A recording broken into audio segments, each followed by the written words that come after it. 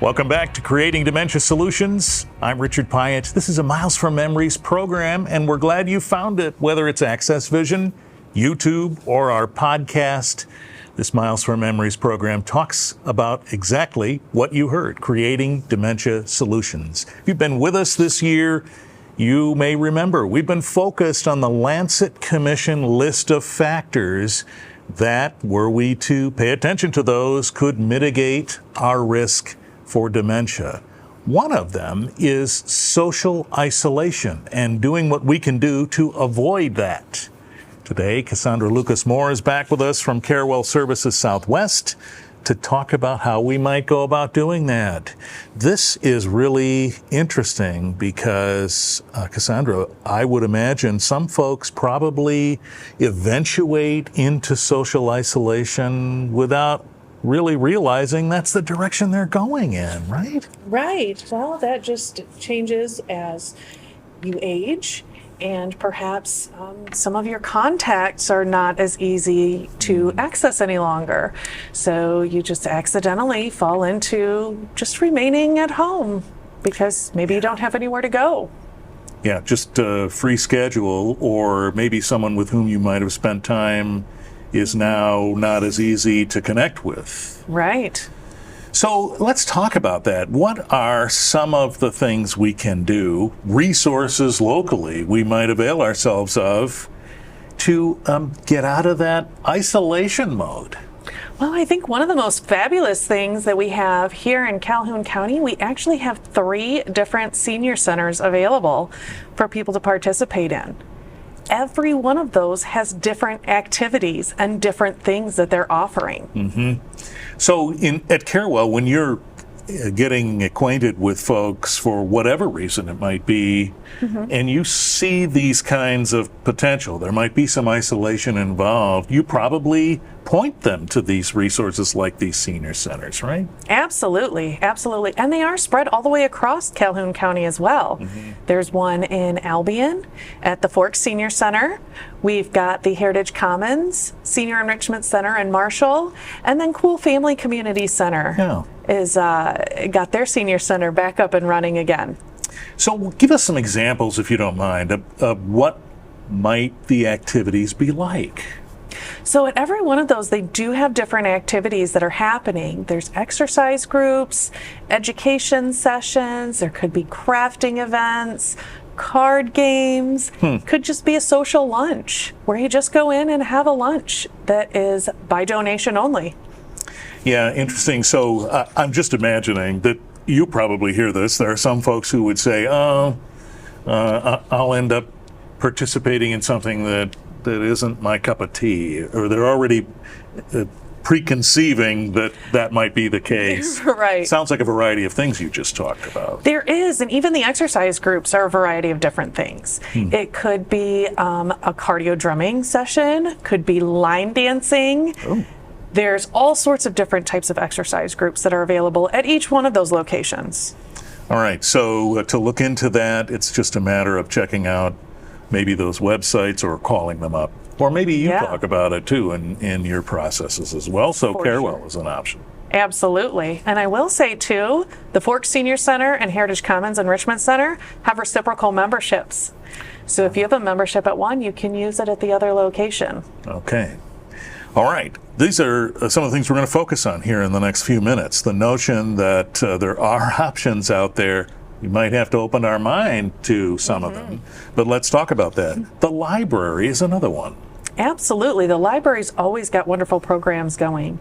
And Willard Library specifically has created a dementia hour one time a month specifically for those with dementia to help reduce some of the noise, some of the complications that you might deal with somebody with dementia.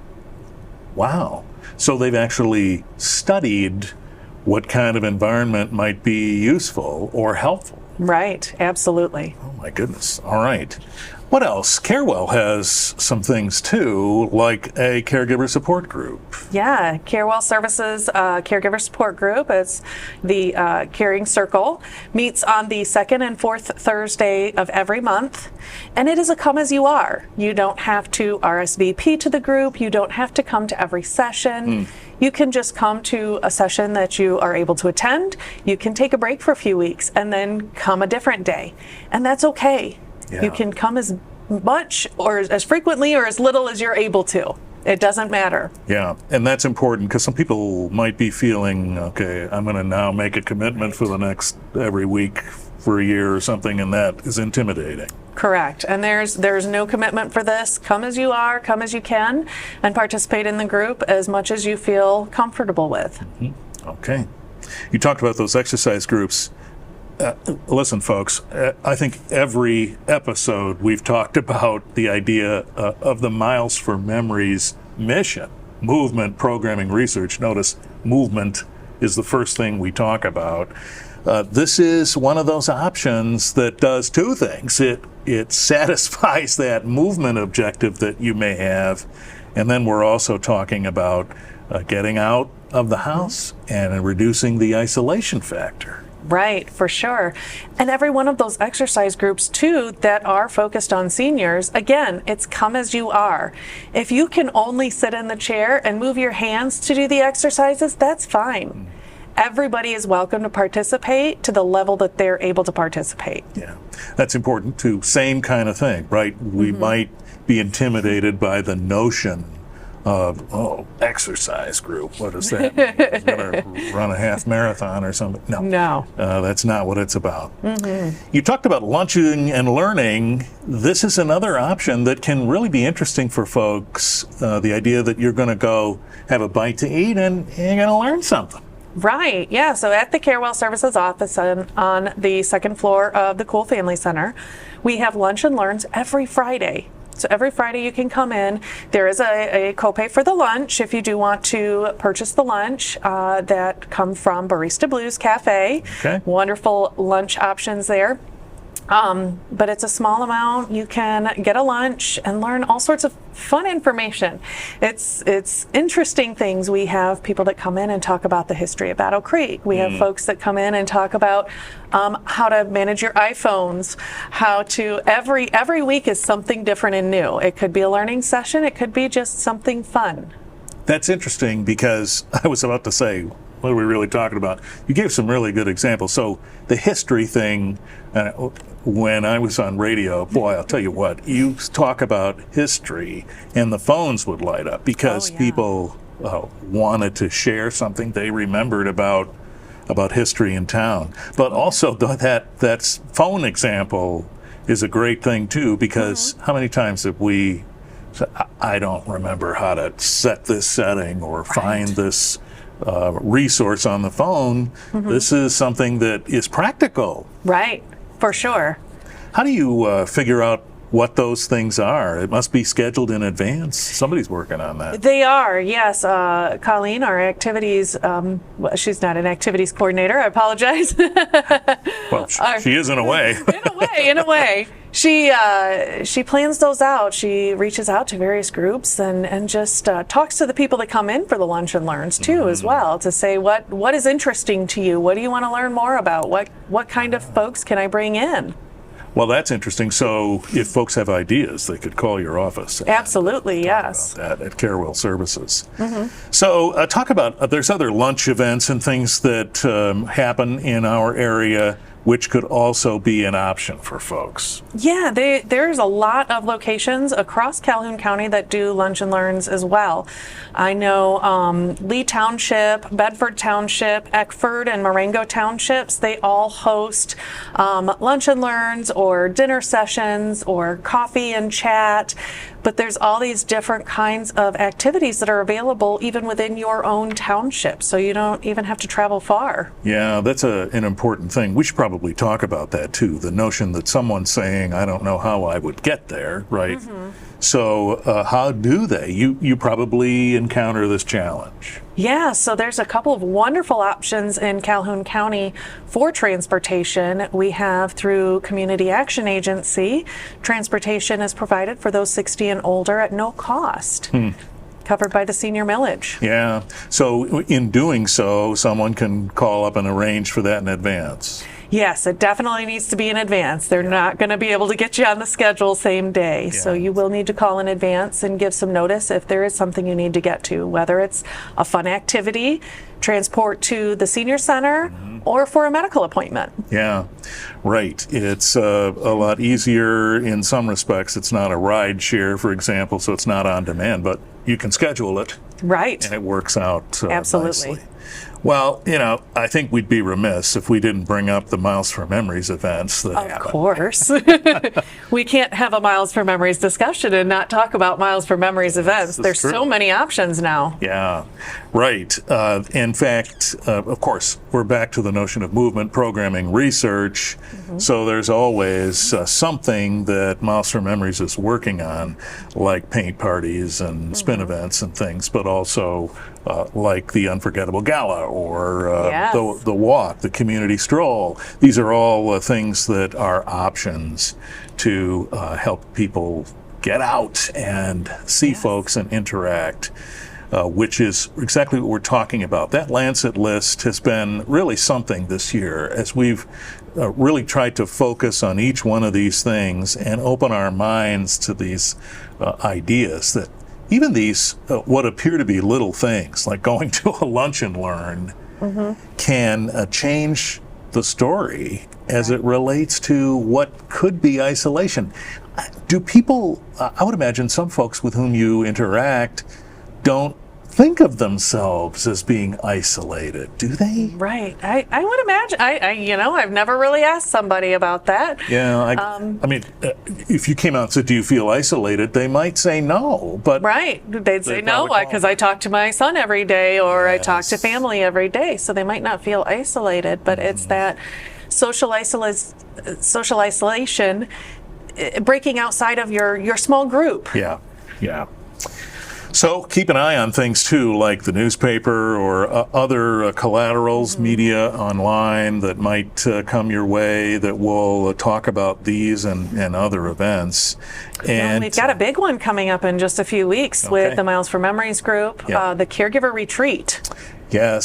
So this is an important thing too. And in fact, we spent the whole year of 24 trying to help caregivers with information they can use, and this is one of those big things, a caregiver retreat. Just give us a little notion for what that's about. So November 12th, there's going to be vendors, there's going to be discussions, groups, supports that are available for caregivers of all types. But you do need to make a reservation ahead of time. November 12th, and it's from 10 to 2 at the Chapel Hill United Methodist Church. Telephone reservation to be made ahead of time to the Scene Magazine line. Yeah, okay, good. Yes, this is one of those other things that is so important. Those of us who are associated with someone who may be living with dementia, we're caring for them, even that if that means checking in on them once a week or something. Absolutely. You're still caring for them. You are 100%. A lot of people think that a caregiver must live in the home and provide 100% of the care, and that's not the case. It's caregivers of all types, even if, like you said, you're just checking up on them once a week, helping them get their groceries, making sure they get to their appointments. That is still a caregiver. Right. And these events like this retreat help folks in those positions to wrap their minds around quite a bit of what they may be faced with. So look for that. And of course, the Miles for Memories website will be helpful in connecting you.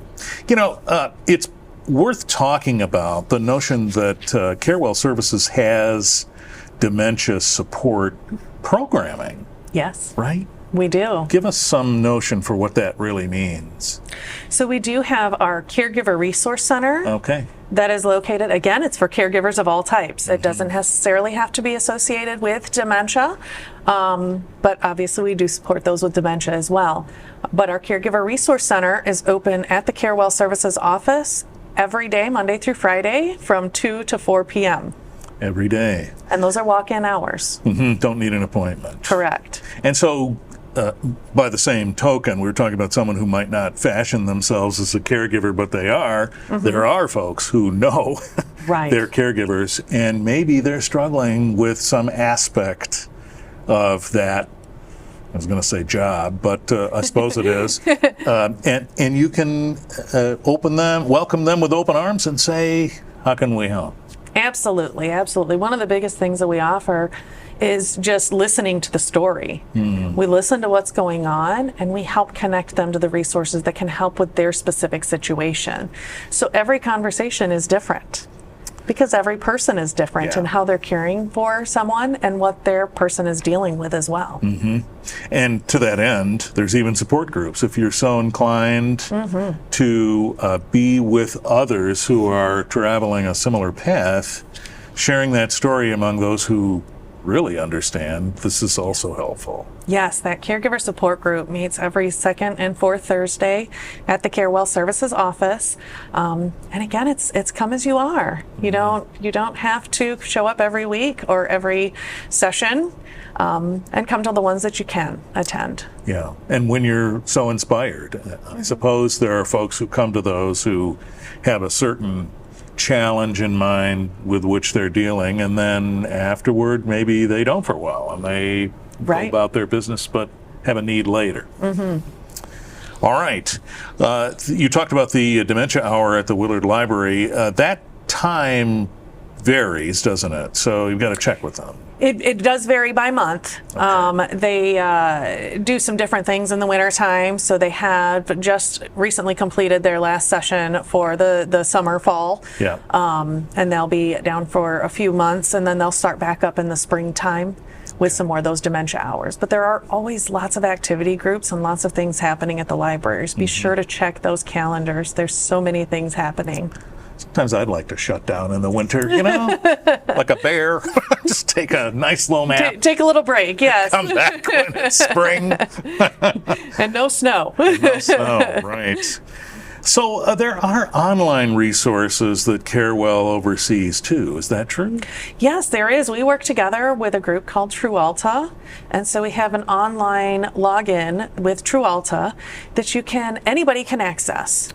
It's completely remote, online, and once you log in, you can search up by anything that you are searching for. If it's a specific behavior, if it's a certain disease process, there's all sorts of information on there for caregivers from children all the way through those dealing with dementia and nearing end of life. Wow. And TruAlta, I presume, is a nationwide resource. It is, yeah. Yeah, okay. And if you want to avail yourself of it, that's through CareWell? Yes, on the CareWell website there is a link that will take you to the TruAlta page through us. Okay, great.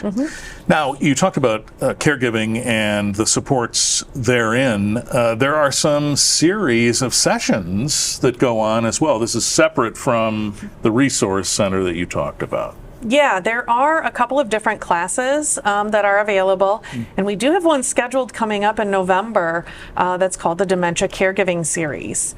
So that is a 3-week class, so it's one night a week.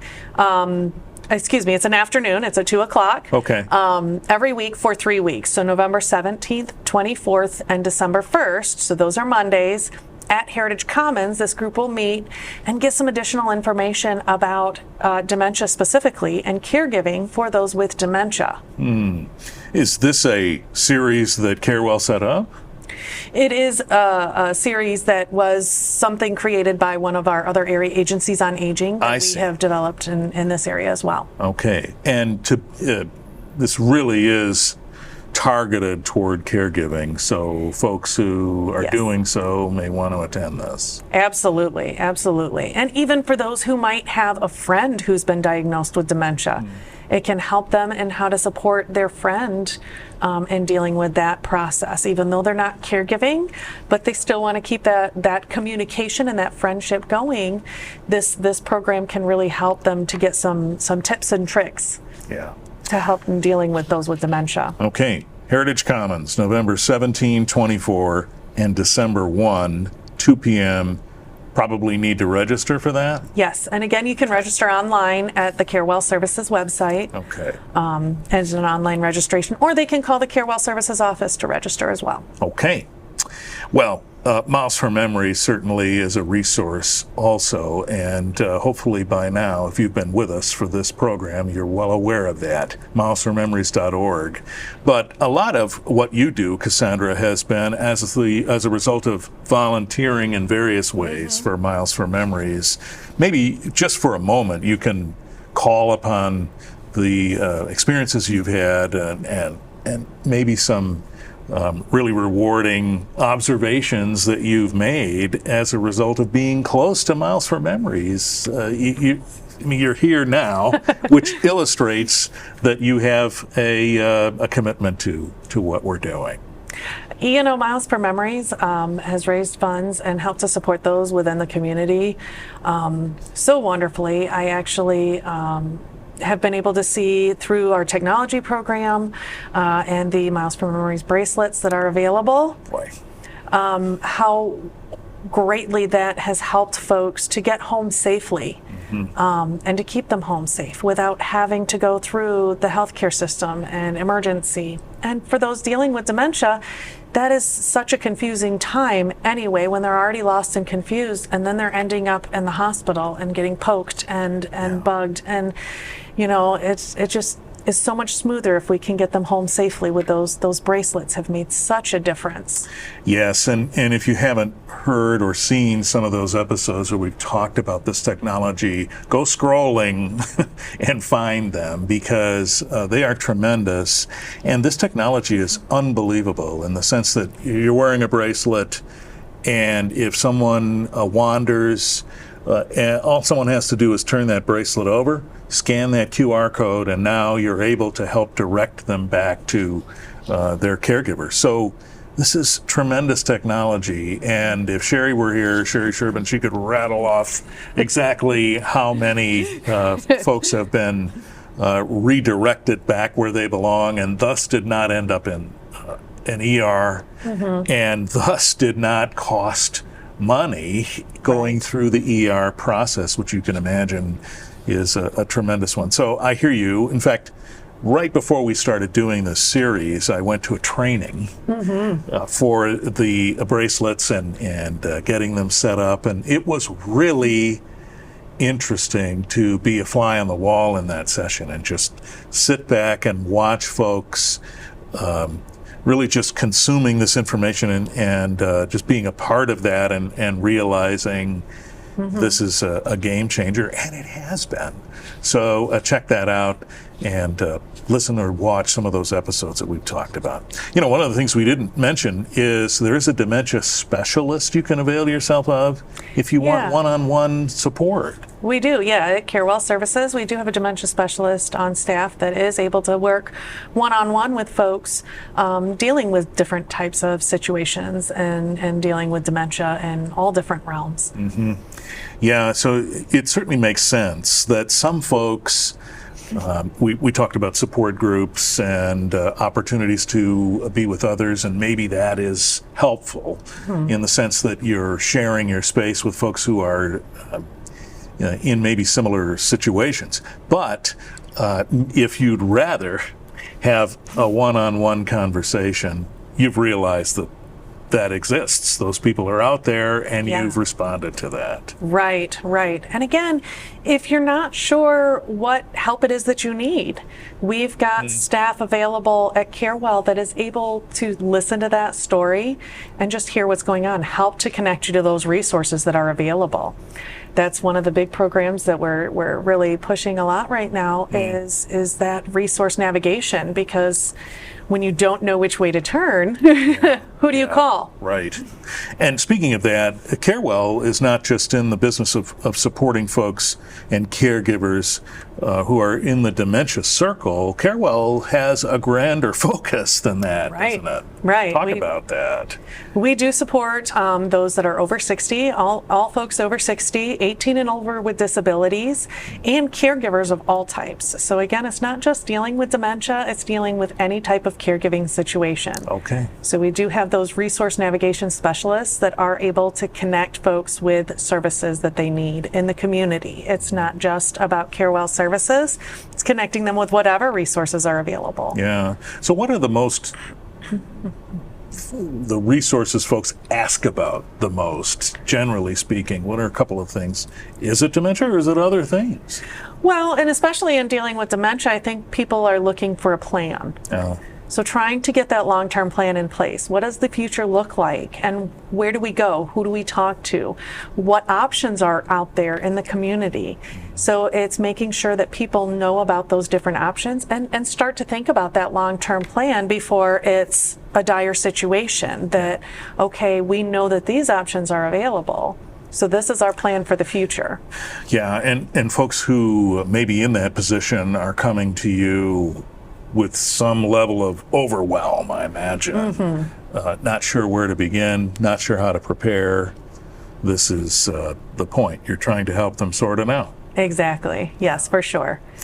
All right. Well, this has been helpful, and the notion of social isolation is one of those things that the Lancet list, the Lancet Commission has put on their list of ways that you can potentially mitigate risk for dementia by addressing things like this. We've talked about a number of things over the course of the year: hearing, sight, addressing diabetes and other health issues. So here we are winding down the year talking about the idea of social isolation and trying to turn that around, and that's what we focused on today. But I want to just underscore the notion that we've had this larger list of things that we've been focused on this year, and we invite you to go back and find some of those episodes and talk a bit and listen a bit more and process some of that thinking. What can you do to mitigate your risk? And that's what we're trying to help you do